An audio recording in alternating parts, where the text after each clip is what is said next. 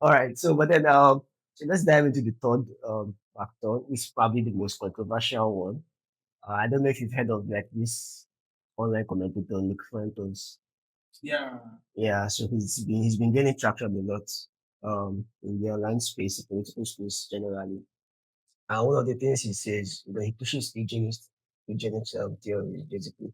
Saying that different groups of people, different ethnicities exhibit certain traits based on their genealogical encoding, basically. Right. So he's generally like more vocal against Jews. Like the things like Jews are domineering and all of that, but then says that there is something about Jewishness, in quotes, that makes them, dominate or prevail over other groups of ethnicities that may be in like a multicultural society, for example, and always tending to try to, according to him, like putting their own interests right above the interests of the collective first. But that's his anti-Semitic take, right? But then when it comes to blacks as well, he also has this view of blacks that there is something inherently wrong with the black race and all of that. He even talks about it majorly in the context of black Americans and all of that, that they're like extremely loud, they are they are more prone to violence. Yeah. And he doesn't say it's because of maybe the culture where they grew up in. He's saying there's something about the Okay. black gene itself that causes those sort of traits and all of that. So, theories like this, they led to sterilization policies, right? Both in Nazi Germany, even in America and in Japan, there were actually sterilization policies based on eugenics theory. Like they literally like sterilize people for the fact that they felt maybe they were of lower IQ or lower desirable traits. Right. So when it now comes to what we are seeing in modern society, right? How do you make the distinction between the prevailing underdevelopment of blacks, right? I mean, when you go to America, almost like the poorest communities you see still a black community. When you go to Argentina, you see like this, or Argentina, like almost literally wiped on their community there. When we go to the Caribbean countries as well, like Haiti, Jamaica, some parts of the Caribbean as well, you see that many of these countries are facing similar problems of poverty, disease, form of violence, poor leadership, etc. Even the sexual services. So, how exactly did you make a case? Yeah, this one that the fact is destination that something about the black man, but irrespective of wherever the African region we are in, that's exclusively going to, this college setting up on that. I think for one, sure, but eugenics is pseudoscience. Has been displayed. And as Josh mentioned earlier, there's a lot of literature about that how we have not applied some of those things that it says because of how genes and analysis, but it's simply untrue. Yeah. You look at places like America and say, oh, black people are allowed. There's a long history of slavery. There's a long history of segregation, of Jim Crow laws that even the Germans copied to use against the Jews. Like there's some Jim Crow, like, wow, this is such a brilliant thing to do with the Jews. So you see that like there's historical precedent for these things. And you had a prison system in America that consisted mostly of blacks. For a long time, blacks were going to prison for silly things. Yeah. They had German laws. So a lot of the context around There was those a documentary award that showed that the police system, which was also created basically like pretty much to control the black population reports wherever the government will pay them to be, pretty much geared towards the black primary. Yeah. And you look at even their school system, like the best schools were the white neighborhoods, the bad schools were the black neighborhoods. So that's systemic problems. You have issues like businesses so getting support. Yeah, okay. The white ones were getting more support, black ones were getting more support. So you have institutional dragging, like the dragged by institutional, Yeah. student access, finances, student access, education, healthcare. It's only until when they have the civil rights movement that they could have equal rights as the rest of the people. So, yeah, we have those historical precedents. You cannot ignore all of those things and just jump to there's something wrong with So now then I think the civil rights were there in the 1950s. Yeah. I think it's funny when people mention civil rights was in the 1950s. That's just barely 100 years from now. Like, Igbo. 1950s, It's not up to. I'm just saying, like, Yeah. I mean, to be gracious, yeah. Many of the systemic problems, 100 years old. I think people, if you, there is this, we all did biology, we all did conditioning.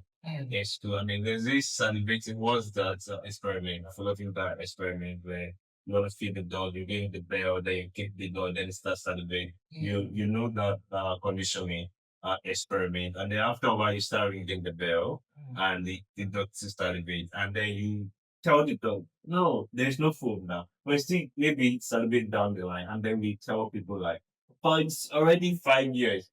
Yes, it's already 5 years, but this is something that was passed down for generations. You can't expect it to disappear overnight. You have to put the same concerted effort that match the exact thing that was done to actually erase it.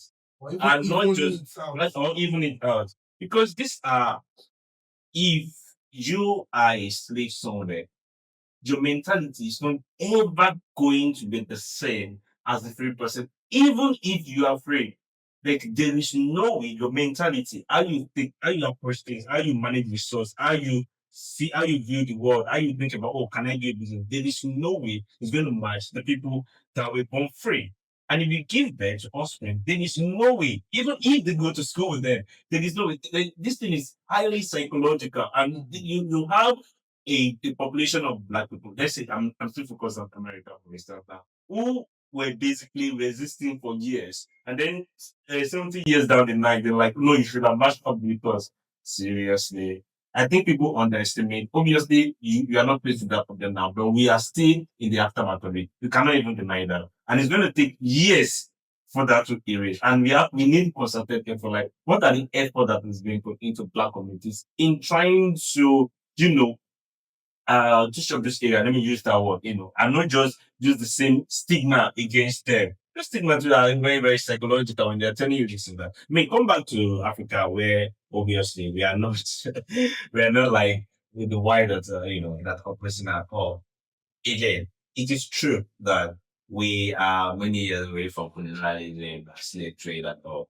But trust me, given the amount of years this thing went on, it is very, very difficult to completely erase the effects they have in our society today. And we can't ignore this. Most of those policies, for instance, if you describe as a raw material somewhere, what is the what is the first reaction to it, both at the grassroots level and at the leadership level? It's always extraction. That is the first thing that comes to it. Okay, let's extract. Who's the first person to get there to extract? To do what? First thing, export. Like it's a mindset thing that you have. Like you have to be really, really intentional and saying, okay, hold on a minute. Let's pause.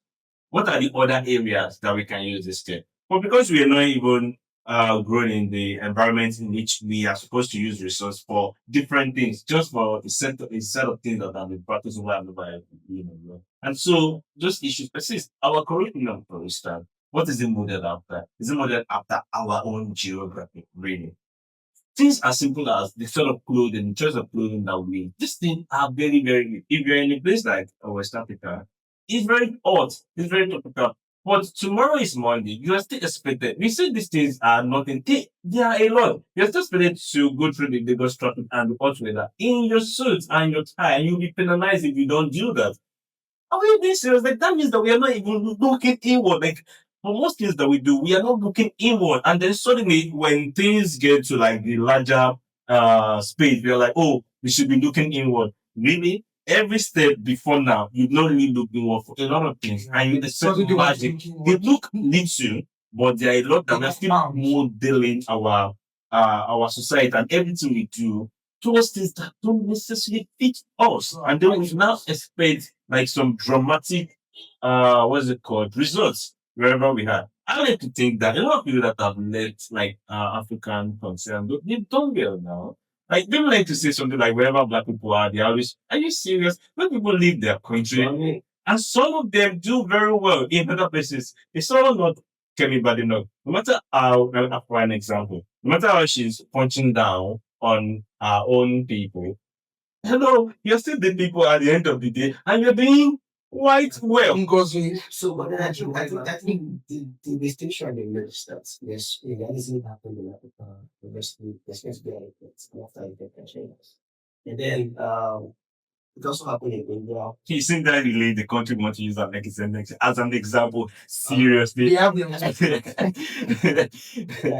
I think the only country that really stand out, I'm still gonna say is Singapore. And then again, this is an exception. Sometimes we shouldn't make exception the rule. No, I think at least other countries have been able to some extent get a form of traction. Okay? Absolutely, it's India. India example. India, really? No, like Yeah. India had more of the high and still have the highest rates of Poverty. but if you are going to list the top economies in the world at this present time, Mhm. right? Or imagine the economies in the world. There's no way about that describing what to do. Yeah, that's a And then also people beyond just the country of India, look at Indians as well. They are really fantastically well over the world. Anywhere you see Indians, most time they tell you associated with that development that exactly by the IT space. Oh, yeah. A lot of it's developed by Indian technologists as well. They've been in detail as well. I think it was in 2023 there, like the 2024, the number of phones owned by Indians, the number to surpass the United Nation. Mm. Yeah, so you can check that. So, so it seems like and the Amibishi Sunak, the company. yeah. So it seems like they have been able to, and even their nuclear power at this point in time. So they've been able to somewhat They didn't have business to gain. develop Obviously, nuclear weapons, but yeah, true. Yeah, okay. So, but then they've been able to gain some sort of traction in their country, as compared to other African countries. I mean, what would have been like that is the symbol of success, saying like in South Africa. oh, But even after post appetite, South Africa been declining. Yeah.